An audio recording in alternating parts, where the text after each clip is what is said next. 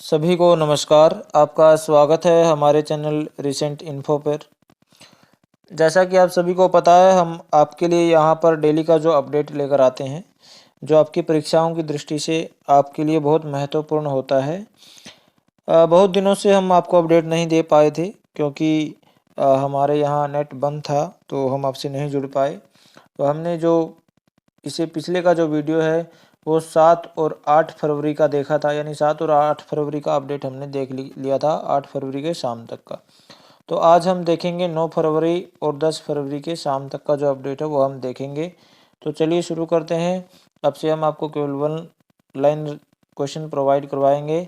आप चाहे तो इसको लिख सकते हैं वीडियो को पॉज करके, या फिर यदि आप इसको रिकॉर्ड भी कर सकते हैं ताकि आप दिन में रिवीजन कर के लिए इसको दोबारा सुन सकें। तो चलिए बिना किसी देरी के शुरू करते हैं। सबसे पहला प्रश्न है, राष्ट्रीय कृमि मुक्ति दिवस कब मनाया गया? राष्ट्रीय कृमि मुक्ति दिवस कब मनाया गया? तो ये मनाया गया 10 फरवरी को। हम 9 फरवरी और 10 फरवरी का जो करंट अफेयर कर रहे हैं, तो इसलिए हम 10 फरवरी का ये राष्ट्रीय कृमि मुक्ति दिवस मनाया गया। ठीक है। और 10 फरवरी को एक और दिवस मनाया गया, विश्व दलहन दिवस भी 10 फरवरी को ही मनाया गया। ठीक है। तो चलिए शुरू कर। अगला है, कहाँ पर सुशासन महोत्सव 2024 का आयोजन किया गया? जो सुशासन महोत्सव है, इसका जो आयोजन है वो कहाँ पर किया गया, ये आपको बताना है। ये किया गया है नई दिल्ली में। ठीक है, न्यू दिल्ली में इसका जो है आयोजन किया गया। आगे है विश्व पुस्तक मेला 2024। इसका आयोजन 10 फरवरी से 18 फरवरी तक हुआ है। और ये कहाँ पर हुआ है ये आपको बताना है। तो ये कहाँ पर हुआ है? ये हुआ है नई दिल्ली में। ठीक है। जो विश्व पुस्तक मेला है, इसका आयोजन कब से कब तक हुआ? 10 फरवरी से लेकर 18 फरवरी तक हुआ। और कहाँ पर हुआ? न्यू दिल्ली में। ठीक है, न्यू दिल्ली। चलिए आगे चलते हैं। आगे है, फिट इंडिया मूवमेंट के नए ब्रांड एम्बेसडर कौन बने हैं? फिट इंडिया मूवमेंट है, इसके नए ब्रांड एम्बेसडर बनाए गए हैं। तो किनको बनाया गया है? तो ये बनाया गया है नरेंद्र कुमार यादव को। किसको बनाया गया है? नरेंद्र कुमार यादव को फिट इंडिया मूवमेंट का नया ब्रांड एम्बेसडर बनाया गया है। आगे है, छात्रों को परीक्षा के तनाव से निपटने में मदद करने के लिए एनसीपीसीआर ने किस कंपनी के साथ संयुक्त रूप से एक राष्ट्रव्यापी कार्यक्रम शुरू किया है? देखिए, जब परीक्षाएं आती हैं तो विद्यार्थी जो है वो स्ट्रेस में चले जाते हैं, उनको बहुत परेशानी होती है, उनको तनाव में आ जाते हैं बहुत सारे विद्यार्थी कि हम कैसे परीक्षा पास करेंगे, कैसे अच्छे नंबर लेकर आएंगे। तो उसी को उसको दूर करने के लिए, उसी से निपटने के लिए एनसीपीसीआर जो कंपनी है, इसने किसी दूसरी कंपनी के साथ एक समझौता रूप से कार्यक्रम शुरू किया है। तो उस कार्यक्रम शुरू किया है, तो उस कंपनी का नाम क्या है जिसके साथ एनसीपीसीआर ने साझेदारी की है?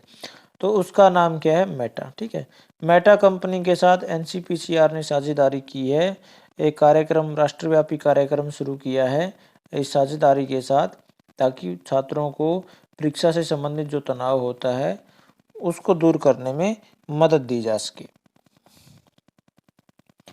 आगे है, किस देश के प्रधानमंत्री ऑस्ट्रेलिया की संसद को संबोधित करने वाले पहले प्रशांत द्वीप नेता पैसिफिक लीडर बने हैं? तो आपको बताना है कि ऑस्ट्रेलिया की जो संसद है, इसमें जो पहले प्रशांत द्वीप नेता कौन बन गए हैं जिन्होंने ऑस्ट्रेलिया की संसद को संबोधित किया है? Pacific leader. ठीक है, तो उनका किस देश के प्रधानमंत्री हैं? तो पापुआ न्यू गिनी। ठीक है, पापुआ न्यू गिनी के प्रधानमंत्री हैं। इन्होंने ऑस्ट्रेलिया की संसद को संबोधित किया और ऐसा करने वाले ये प्रशांत द्वीप के पहले नेता बन गए हैं। अब इनका नाम क्या है? पापुआ न्यू गिनी के जो प्रधानमंत्री, इनका नाम आप बताइए कमेंट बॉक्स में। आगे है, राष्ट्रपति द्रौपदी मुर्मू किस शहर में आदि महोत्सव का उद्घाटन करेंगी? जो हमारे वर्तमान राष्ट्रपति हैं वो द्रौपदी मुर्मू जी हैं, और ये आदि महोत्सव का उद्घाटन करेंगी। कहाँ पर करेंगी? दिल्ली में करेंगे। ठीक है, ये दिल्ली में आदि महोत्सव का उद्घाटन करेंगे, नई दिल्ली भी कह सकते हैं। आगे, कला में योगदान के लिए लक्ष्मी नारायण अंतर्राष्ट्रीय पुरस्कार से किसे सम्मानित किया गया है? कला यानी कला के क्षेत्र में इनका बहुत उत्कृष्ट योगदान था, तो इसलिए इनके योगदान के लिए इनको पुरस्कृत किया गया है। कौन से पुरस्कार से? लक्ष्मी नारायण अंतर्राष्ट्रीय पुरस्कार। और इनका नाम क्या है जिनको ये मिला है? इनका नाम है प्यारेलाल शर्मा। ठीक है, प्यारेलाल शर्मा को लक्ष्मी नारायण अंतर्राष्ट्रीय पुरस्कार से सम्मानित किया गया है। किस क्षेत्र से है ये? कला के क्षेत्र से, आर्टिस्ट। आगे है, कहाँ पर नए उड़ने वाले डायनासोर का जीवाश्म मिला है? भाई पहले ये माना जाता है कि डायनासोर होते थे, ठीक है, अब तो होते नहीं है, लेकिन जीवाश्म मतलब उसका कंकाल मिला है। कहाँ पर मिला है और कैसा है ये डायनासोर? उड़ने वाला। ठीक है, तो कहाँ पर मिला है नया कंकाल उड़ने वाले डायनासोर का? तो ये मिला है स्कॉटलैंड में। ठीक है, स्कॉटलैंड में उड़ने वाले डायनासोर का नया जीवाश्म मिला है। आगे है, किसको school of international studies JNU का डीन नियुक्त किया गया है? जेएनयू का डीन किसे बनाया गया है? तो जेएनयू में स्कूल ऑफ इंटरनेशनल स्टडीज का जो डीन है वो किसे बनाया गया है? वो बनाया गया है अमिताभ मट्टू को। किसको बनाया है? अमिताभ मट्टू को जेएनयू में स्कूल ऑफ इंटरनेशनल स्टडीज का डीन नियुक्त किया गया है। आगे है, भारत और रवांडा की पहली संयुक्त रक्षा सहयोग समिति की बैठक कहाँ पर हुई? तो भारत और रवांडा की जो रक्षा सहयोग समिति हुई है, पहली संयुक्त रक्षा सहयोग समिति हुई है, और ये कहाँ पर हुई है? ये हुई है किगाली में। ठीक है, किगाली कहाँ पर पड़ता है? आप पता है तो कमेंट बॉक्स में लिखकर बताइए, अगर नहीं पता है तो आप गूगल से ढूंढकर कमेंट बॉक्स में लिखकर बताइए। आगे है, इस वर्ष खेलो इंडिया यूनिवर्सिटी गेम्स 2024 जो शुरू होंगे उनका शुभंकर क्या है? ठीक है, 2024 खेलो इंडिया यूनिवर्सिटी जो गेम्स होंगे उनका शुभंकर किसे बनाया गया है आपको बताना है। तो उनका शुभंकर बनाया गया है अष्टलक्ष्मी को। ठीक है, अष्टलक्ष्मी को खेलो इंडिया यूनिवर्सिटी गेम्स 2024 का शुभंकर बनाया गया है। चलिए आगे चलते हैं। आगे है, कौन से भारतीय प्रधानमंत्री और उप प्रधानमंत्री, उत्तर प्रदेश के मुख्यमंत्री और केंद्रीय गृह मामलों और वित्त मंत्री के रूप में भी कार्य कर चुके हैं? अच्छा, ये व्यक्ति हैं जिन्होंने ये भारत के प्रधानमंत्री भी रहे हैं, उप प्रधानमंत्री भी रहे हैं और उत्तर प्रदेश के मुख्यमंत्री भी बने हैं ये, और केंद्रीय गृह मामलों के भी मंत्री बने हैं और वित्त मंत्री भी ये बने हैं। तो ऐसे कौन से व्यक्ति हैं जिन्होंने इतने सारे पदों को सुशोभित किया? तो ये कौन से हैं? ये चौधरी चरण सिंह। ठीक है, ये 5वें प्रधानमंत्री थे भारत के, और इन्होंने इतने पदों को सुशोभित किया, अलंकृत किया अपने सत्यनिष्ठा से, और इन पदों पर ये सुशोभित हुए। इनको भारत रत्न देने की घोषणा की है केंद्र सरकार ने। ठीक है, तो एक नंबर तो ये हो गया। ठीक है, एक कर्पूरी ठाकर जो बिहार के पूर्व मुख्यमंत्री रहे हैं, कर्पूरी ठाकुर, और एक लाल कृष्ण आडवाणी बीजेपी के जो प्रमुख जो रिटायर्ड लीडर हैं, उनको भी भारत रत्न देने का ऐलान किया गया केंद्र सरकार द्वारा। आगे है, किस प्रधानमंत्री को अपने कार्यकाल के दौरान भारतीय अर्थव्यवस्था को खोलने का श्रेय दिया जाता है? तो किसको दिया जाता है? ये दिया जाता है पीवी नरसिम्हा राव। ठीक है, ये 9वें नंबर के प्रधानमंत्री थे। ठीक है, 5वें नंबर के थे चौधरी चरण सिंह, 9वें नंबर पर हैं पीवी नरसिम्हा राव। आगे, भारत की हरित क्रांति का जनक किसे कहा जाता है? ये कहा जाता है, एक कृषि वैज्ञानिक हैं डॉक्टर MS स्वामीनाथन। ठीक है, ये कृषि वैज्ञानिक हैं, इनको भारत की हरित क्रांति का जनक कहा जाता है। तो इस पहली बार ऐसा होगा कि एक साथ 5 लोगों को भारत रत्न पुरस्कार से सम्मानित किया जाएगा। ठीक है, इनमें से जो 4 हैं वो दिवंगत आत्माएं हो चुकी हैं। कौन कौन?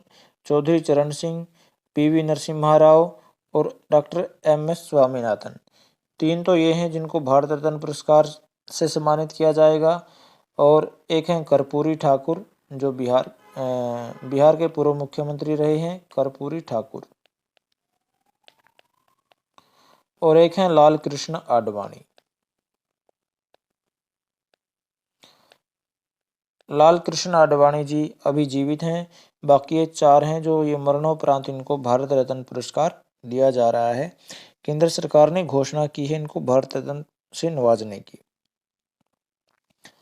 आगे है वन नेशन वन इलेक्शन समिति के अध्यक्ष किसे बनाया गया है?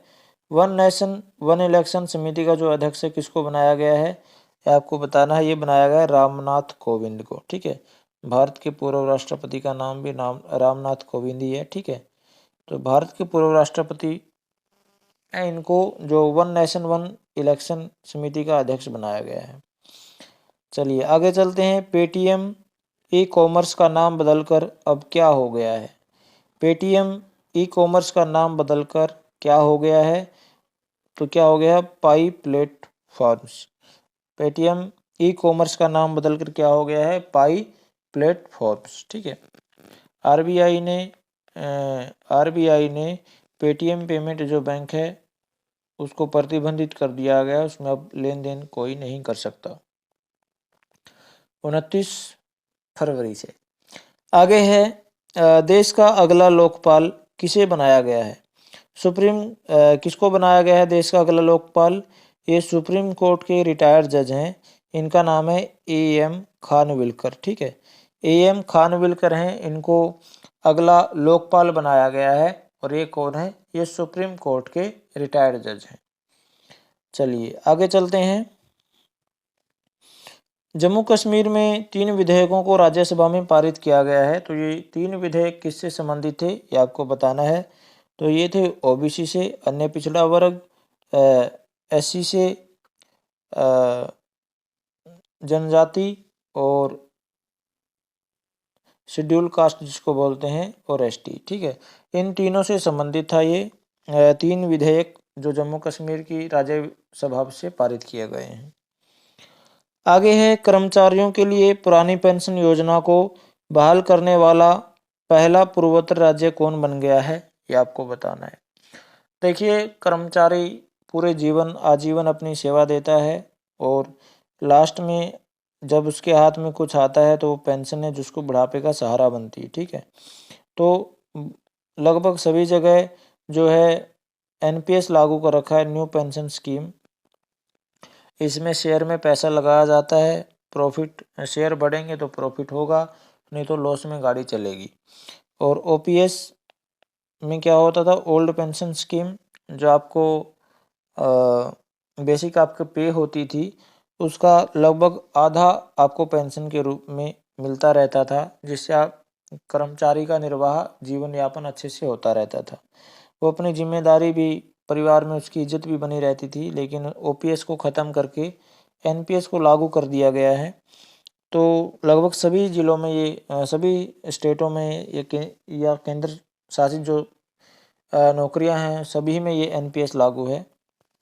और पेंशन तो ख़त्म ही कर दी है। ठीक है, पेंशन 2004 के बाद जो लगे हैं उनको पेंशन नहीं है। बाकी आपका एनपीएस में जितना पैसा पड़ा होगा वो शेयर मार्केट के हिसाब से, यदि आपको प्रॉफिट देगा तो आपको प्रॉफिट होगा, लॉस देगा तो लॉस होगा।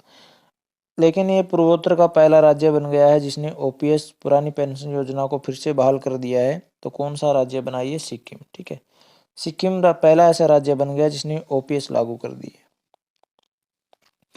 आगे है लॉजिस्टिक परफॉर्मेंस इंडेक्स 2023 में भारत की रैंक, बैंक नहीं रैंक, भारत की क्या रैंक है ये आपको बताना है।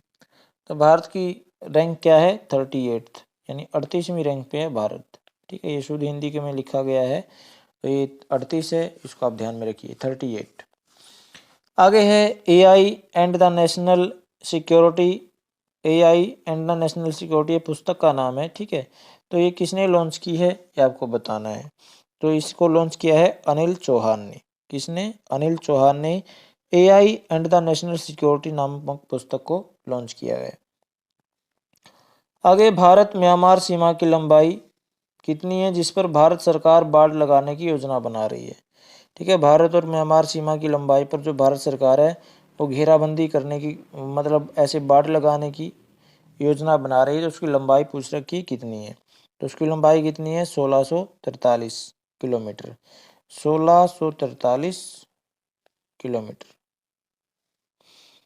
चलिए आगे चलते हैं। विश्व बीमार दिवस कब मनाया जाता है? ये 11 फरवरी का प्रश्न आ गया, जो हम कल अगले वीडियो में करेंगे। तो फिर भी आपने देख लिया। तो विश्व बीमार दिवस कब मनाया जाता है? 11 फरवरी को मनाया जाता है। आगे है, किसने मास ड्रग्स एडमिनिस्ट्रेशन अभियान शुरू किया है? मास ड्रग्स एडमिनिस्ट्रेशन यानी जो ड्रग्स से छुटकारा दिलाने के लिए या ड्रग्स की आदत को दूर करने के लिए यह अभियान शुरू किया गया है। तो किसने इसको शुरू किया गया आपको बताना है। स्वास्थ्य एवं परिवार कल्याण मंत्रालय ने इसको शुरू किया है। आगे है, चेन्नई सुपर किंग्स IPL की टीम है ये। तो इसने अपना जो ब्रांड एम्बेसडर है वो किसको बनाया है ये आपको बताना है। तो चेन्नई सुपर किंग्स ने कैटरीना कैफ है जो उनको अपना ब्रांड एम्बेसडर बनाया है।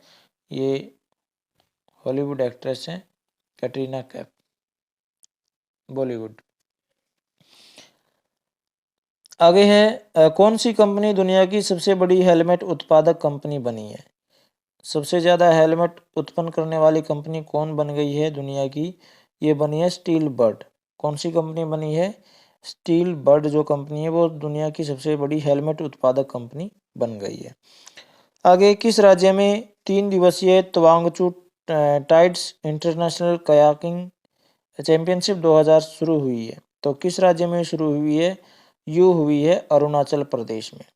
तो ये कितने दिनों की हो रही है? ये 3 दिनों की है और ये अरुणाचल प्रदेश में शुरू हुई है। आगे है, भारतीय सेना ऑस्ट्रेलिया, जापान, अमेरिका जैसे जो क्वाड देश हैं, लगभग 50 हैं ये। तो इनकी कप्तानी करने के लिए कौन सा अभियान शुरू करने जा रही है? इनका नेता बनने के लिए, ठीक है, इनको अपने पीछे पीछे चलाने के लिए। तो इन्होंने कौन सा अभियान शुरू करने जा रही है भारतीय सेना? तो ये विश्व विजय अभियान शुरू करने जा रही है। कौन सा अभियान है? विश्व विजय अभियान। आगे है, US news and world report के अनुसार भारत का कौन सा स्थान है? यूएस न्यूज एंड वर्ल्ड एक रिपोर्ट आई है, तो इसमें भारत का कौन सा स्थान भारत को मिला ये आपको बताना है। तो भारत को मिला 12वां स्थान, ठीक है, 12वें नंबर पर है भारत। आगे, डॉक्टर हंसा जी जे योगेंद्र की पुस्तक है, नाम है द सात्विक किचन। सात्विक किचन से आप समझ गए होंगे, भोजन से संबंधित ये पुस्तक है। तो इसका विमोचन किसने किया है? तो इसका विमोचन किया है शिल्पा शेट्टी ने, ठीक है। ये भी बाबा रामदेव से बहुत प्रभावित हैं, योग करती हैं। तो ये भी योग गुरु हैं डॉक्टर हंसा जी जे योगेंद्र, और इन्होंने पुस्तक लिखी है द सात्विक किचन, और इसका विमोचन किसने किया? शिल्पा शेट्टी ने। आगे है, सरस आजीविका मेला। सरस आजीविका मेला इसके दूसरा संस्करण है। तो इसका आयोजन कहाँ पर हुआ है ये आपको बताना है। ये जम्मू कश्मीर में इसका आयोजन हुआ है, ये दूसरा संस्करण है इसका। और सरस आजीविका मेला ये जम्मू कश्मीर में आयोजन हुआ। आगे, किस भारतीय एथलीट को स्विट्जरलैंड के आइस पैलेस में पट्टिका लगाकर सम्मानित किया गया? तो किस भारतीय एथलीट को सम्मानित किया गया स्विट्जरलैंड के आइस पैलेस में? तो ये किया गया नीरज चोपड़ा, ठीक है। नीरज चोपड़ा एक एथलीट हैं और इनका संबंध किससे? भाला फेंक से, ठीक है। ये भाला फेंकते हैं बहुत दूर तक और हर बार अपना गोल्ड मेडल पक्का करते हैं भाला फेंकने में, बहुत मेहनत करते हैं। आगे चलते हैं, जलवायु परिवर्तन का अध्ययन करने के लिए किसने पेस उपग्रह लॉन्च किया है? जलवायु में क्या क्या परिवर्तन हो रहे हैं वातावरण में, तो इसका अध्ययन करने के लिए तो पेस उपग्रह लॉन्च किया है। तो किसने किया है आपको बताना है। तो ये किया है नासा ने, ठीक है, नेशनल NASA, इसका फुल फॉर्म क्या है आप कमेंट बॉक्स में लिख कर बताइए। तो आज की वीडियो में इतना ही, और मुझे आशा है कि आपको जो हमारे द्वारा वन लाइनर जो प्रश्न आपको दिए हैं तो ये आपके लिए बहुत बेनिफिट होंगे परीक्षाओं में, आने वाली परीक्षाओं में। तो मिलते हैं अगले वीडियो में, और जाने से पहले लाइक शेयर सब्सक्राइब अवश्य करें। लाइक करें, शेयर अपने फ्रेंड्स के साथ करें ताकि उनको भी लाभ हो, और सब्सक्राइब करने के बाद बेल आइकन घंटी अवश्य दबा दें। जो घंटी दबाने के बाद हम कोई भी वीडियो अपलोड करते हैं या हम कोई भी अपडेट आपको देते हैं तो उसका नोटिफिकेशन आपको मिलता है और आप अपडेटेड रहते हैं। तो मिलते हैं अगले वीडियो में। थैंक यू, धन्यवाद, जय हिंद।